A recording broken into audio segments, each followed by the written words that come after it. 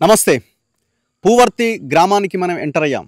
నా వెనకాల కనిపిస్తున్నది హిడ్మా పుట్టిన నేల ఇది. హిడ్మా పుట్టిన నేల, ఆ గడ్డ మీదకి మనం ఎంటర్ అయ్యాం. మాడ్వి హిడ్మా మురియా తెగకు చెందిన వ్యక్తి.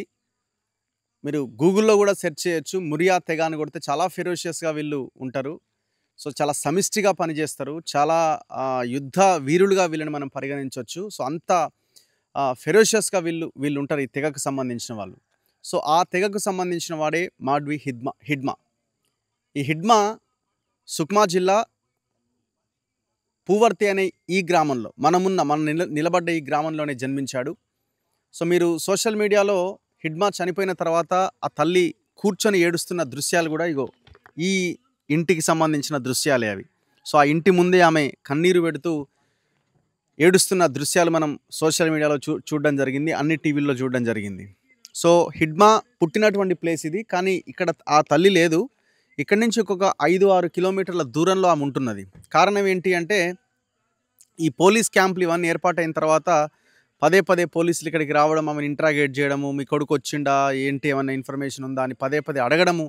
వీటి వల్ల ఆమె వీళ్ళ నుంచి వీళ్ళ బారి నుంచి బయటపడడానికి ఈ ఈ యొక్క టార్చర్ తట్టుకోలేక ఆమె ఆల్మోస్ట్ ఒక 6-7 కిలోమీటర్స్ అవతల ఇంకొక ఇల్లున్నది వాళ్ళది. ఇల్లు అంటే పెంకులతో కట్టుకున్నటువంటిది. సో, అక్కడ ఆమె ఉంటున్నది. ఇప్పుడు అక్కడే ఉన్నది ఆమె. మనం ఇక్కడి నుంచి అక్కడికి వెళ్ళాలంటే రోడ్డు ఉండదు. అడవిలోంచి మనం వెళ్ళాలి. ఖచ్చితంగా అక్కడికి కూడా వెళ్ళే ప్రయత్నం చేద్దాం. ఒక్కసారి ఈ ఈ ఈ ఆహ్లాదకరమైన వాతావరణం ఒకసారి చూడండి. మనకి ఎన్ని కోట్లు పెట్టినా దొరకనటువంటి వాతావరణం, ఒక అద్భుతమైన పర్యావరణ హితమైనటువంటి వాతావరణం ఇది.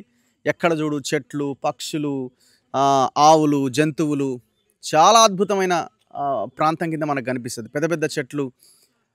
సో, చాలా ఆహ్లాదకరమైన వాతావరణం. ఎక్కడ కూడా పొల్యూషన్ అనేది ఉండదు. సో, చూడండి ఒకసారి పశువులతోని ఈ ప్రాంతం ఎంత అద్భుతంగా ఉన్నదో.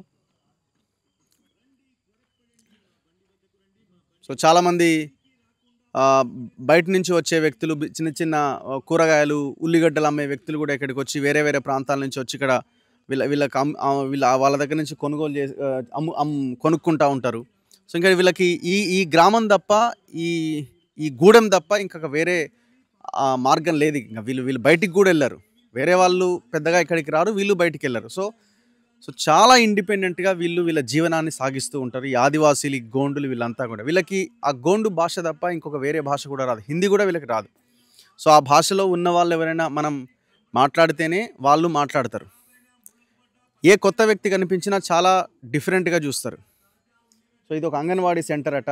ఈ హిడ్మా ఇంటికి ఆనుకొని ఉన్న ఒక అంగన్వాడీ సెంటర్ ఇది. మనకు కనిపిస్తున్న చూడండి, అంగన్వాడీ కేంద్ర పూవర్తి గ్రామం నెంబర్ 02 అని ఉన్నది.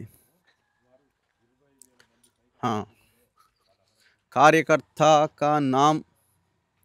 సో, ఎవరైతే అంగన్వాడీ నిర్వాహకురాలు ఉందో వాళ్ళ ఫోన్ నెంబరు, వాళ్ళ పేరు కనిపిస్తుంది. అయితే హిడ్మా బ్రదర్ ఎవరైతే వాళ్ళ అన్న వదిన ఇక్కడ ఉంటారట. వాళ్ళ అన్న వదిన ఉన్న ఇల్లుది. మీరు హిడ్మా చనిపోయిందన్న వార్త తెలియగానే ఇక్కడే ఆ తల్లి ఏడుస్తూ కనిపించిన దృశ్యాలు మనకి. ఇది వాళ్ళ బ్రదర్ అండ్ వాళ్ళ వదిన ఉన్న ఇల్లు ఇది.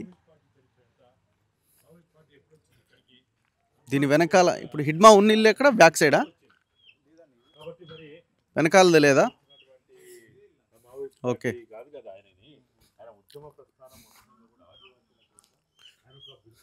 సో, ఒక్కసారి చూడండి ఎంత అద్భుతమైన వాతావరణము. ఇక్కడే హిడ్మా జన్మించినటువంటి ప్రాంతం ఇది. జన్మించినటువంటి గడ్డ ఇది. హిడ్మా పుట్టింది కూడా ఇక్కడే. దాని తర్వాత వీళ్ళు ఇక్కడి నుంచి వెళ్ళిపోవడం జరిగింది.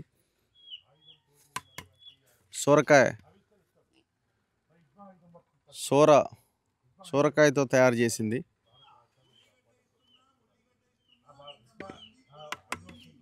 సో, ఈ పెంకుటిల్లే హిడ్మా బ్రదర్ వాళ్ళ ఇల్లు ఇది. సో, చాలా పెద్ద ఎత్తున వీళ్ళకి ఆవులు, పశువులు కూడా ఇక్కడ ఉన్న పరిస్థితి మనం చూస్తూ ఉన్నాం. సో, ఇక్కడ నుంచి మనం ఒక 5-6 కిలోమీటర్లు కనుక నడుచుకుంటూ వెళ్తే హిడ్మా తల్లి ఉన్న ఆ గ్రామం మీన్స్ ఆ ప్రాంతానికి మనం చేరుకోగలుగుతాము. సో, చాలా అద్భుతమైన ప్రాంతంగా మనం చెప్పొచ్చు. ఇప్పుడు ఎందుకు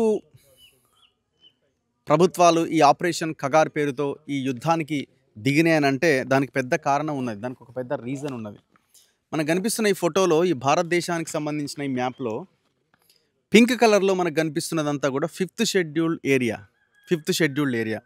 ఈ గ్రీన్ కలర్లో కనిపిస్తున్న ఇదంతా కూడా సిక్స్త్ షెడ్యూల్డ్ ఏరియా అంటే నార్త్ అండ్ ఈస్ట్ ఈశాన్య రాష్ట్రాలకు సంబంధించిన ఏరియా. అక్కడ కొన్ని ఈ దేశంలో ఈ రాజ్యాంగంలో కొన్ని వాళ్ళకి హక్కులు ఉన్నాయి. ఫిఫ్త్ షెడ్యూల్ ఏరియాలో మొత్తం కూడా అటవీ ప్రాంతం ఉంది. ఇది కొంత పార్షల్ ఉంది and full covered fifth schedule area ఉన్నది. ఇప్పుడు మనం ఉన్న ఈ జిల్లా సుక్మా జిల్లా, మనం ఉన్న ఈ గ్రామం పూవర్తి గ్రామం. ఈ సుక్మా జిల్లా మొత్తం ఫిఫ్త్ షెడ్యూల్డ్ ఏరియాలో ఉంటుంది. అంటే వీళ్ళకి ఈ అడవి సంపద మీద పూర్తి హక్కులు వీళ్ళు ఆదివాసీలు ఈ వర్గాలు కలిగి ఉంటాయి. వీళ్ళు ఈ అడవి ఎవరిది అని అంటే ఆదివాసీలదే, ఈ మూలవాసులదే ఈ అడవి అన్నది. మనకు ఒకసారి చూడొచ్చు, ఛత్తీస్గఢ్లో కూడా ఇన్ని జిల్లాలు ఉన్నాయి. సుర్గుజా, కొరియా, బస్తర్, దంతెవాడ, కోబ్రా, జష్పూర్, కాంకేర్, బలరాంపూర్, సూరజ్పూర్, నారాయణపూర్, బీజాపూర్, సుక్మా, కొండగాం. ఈ జిల్లాలన్నీ కూడా ఫుల్లీ కవర్డ్ ప్రాంతాలు ఛత్తీస్గఢ్ రాష్ట్రంలో.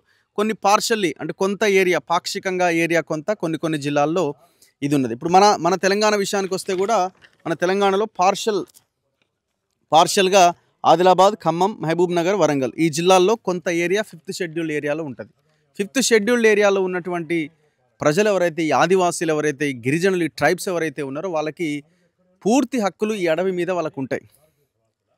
ఇప్పుడు ఈ ఫిఫ్త్ షెడ్యూల్ని ప్రభుత్వాలు అమలు చేయడానికి ఇష్టపడట్లేదు. కారణం ఏంటంటే ఈ అడవి మొత్తాన్ని బడా కార్పొరేట్ సంస్థలకు అప్పజెప్పాలన్నది ఒక భయంకరమైన కుట్ర.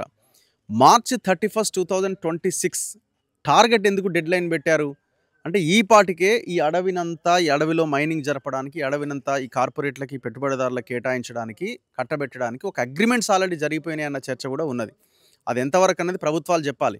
ఇప్పుడు బయట జరుగుతున్న డిస్కషన్ ఏంటి, ఎట్టి పరిస్థితుల్లో ఈ అడవిని కార్పొరేట్లకి ఇవ్వము అని ఒక సమాధానం చెప్పగలుగుతారా అంటే ప్రభుత్వం నుంచి ఇంతవరకు ఒక్క ఆన్సర్ కూడా రాలే.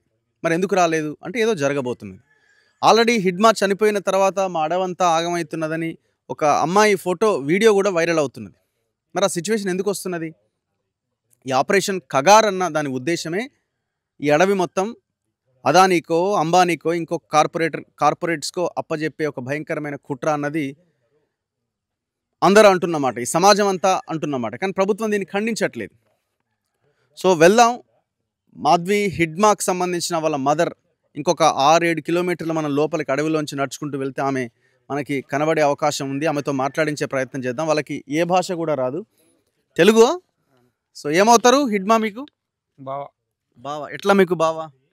వాళ్ళ చెల్లికి తెచ్చిన నేను, వాళ్ళ చెల్లికి నేను చేసుకున్నా. వాళ్ళ చెల్లికి మీరు చేసుకున్నారు? అవును, సొంత చెల్లికి చేసుకున్నారు? సొంత చెల్లికి. ఓకే. ఏం పేరు మీ పేరు? మా పేరు మడకం గోపి. మడకం గోపి. అవును. ఓకే.